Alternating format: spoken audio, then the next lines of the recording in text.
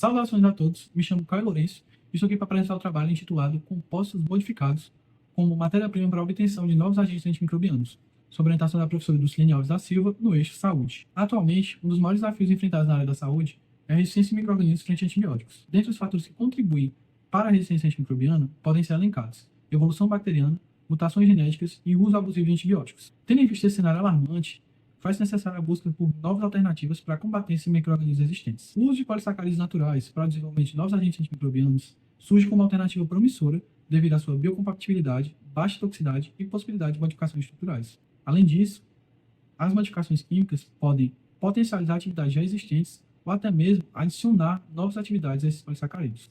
Além disso, as nanopartículas de prata também têm se mostrado muito eficazes no combate às infecções causadas por bactérias, tendo seu papel antimicrobiano evidenciado na literatura. Desse modo, esse trabalho objetifica o isolamento de polissacarídeos provenientes do estado do seringueiro para a modificação química por quaternização, a produção de compostos com polímeros modificados e a caracterização desses materiais envolvidos, além da sua avaliação frente à atividade antimicrobiana.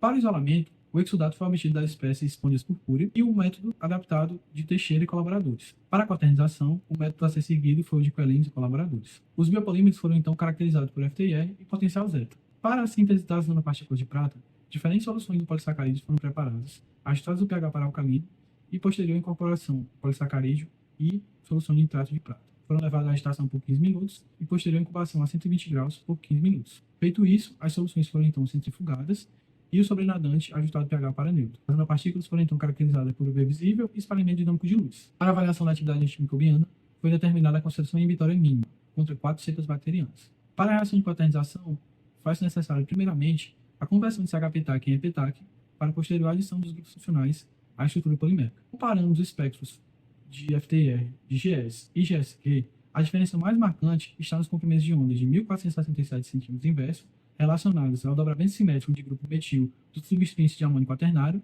e em 1409 cm inverso, atribuída à vibração de estiramento carbono-nitrogênio, confirmando a presença dos grupos catiônicos no derivado modificado.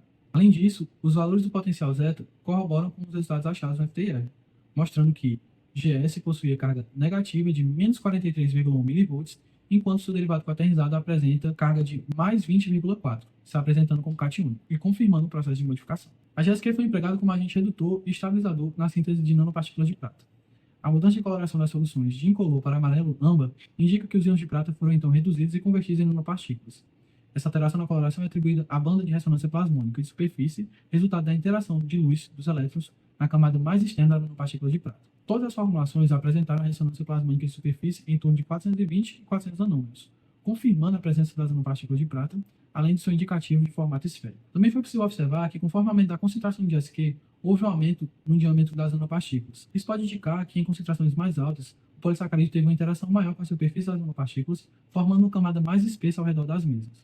As formulações com 0,3% de GSQ apresentaram um elevado índice de polispersão, chegando a 0,976, sugerindo uma alta dispersibilidade de tamanhos heterogêneos e uma síntese menos controlada nessa condição específica. Os valores do potencial zeta apresentam cargas superficiais positivas, variando de 5,2 a 5,72 mV. Esses resultados podem estar associados à presença dos grupos de amônio quaternário na estrutura de GSQ. Cepas patogênicas clínicas de referência e catalogadas com virulência reconhecida foram selecionadas para avaliar a atividade antimicrobiana dos materiais envolvidos. A concentração inibitória mínima foi determinada e os resultados são mostrados na tabela. A presença dos grupos de amônio quaternário no derivado quaternizado conferiu a atividade antimicrobiana aos micro-organismos testados, devido à interação eletrostática entre as cargas positivas de amônio quaternário e as cargas negativas presentes na membrana bacteriana. Já a atividade antimicrobiana das nanopartículas está fortemente relacionada à sua morfologia e tamanho. Quanto menor o diâmetro das nanopartículas, melhor sua interação com a superfície da membrana celular, permitindo que as nanopartículas danifiquem e penetrem a membrana das bactérias, liberando os íons de prata mais e causando dano nas proteínas celulares e à estrutura da membrana. O presente trabalho demonstrou que foi possível a síntese de um derivado catiônico a partir da goma exudativa da espécie Spondias purpurea por meio da modificação química de quaternização. Além disso, a produção de nanopartículas de prata usando esse polímero como agente redutor e estabilizador. Os materiais foram caracterizados e testados com atividade antimicrobiana, contudo, ainda é necessário otimizar a síntese das nanopartículas para uma melhor uniformidade e estabilidade, além de ajustar as condições para aprimorar a eficácia antimicrobiana. Algumas das referências que foram utilizadas nesse trabalho e os agradecimentos ao CNPq, ao Núcleo de Pesquisa em Biodiversidade e Biotecnologia, ao FDPA, ao Grupo Centroflora e ao LIMAV.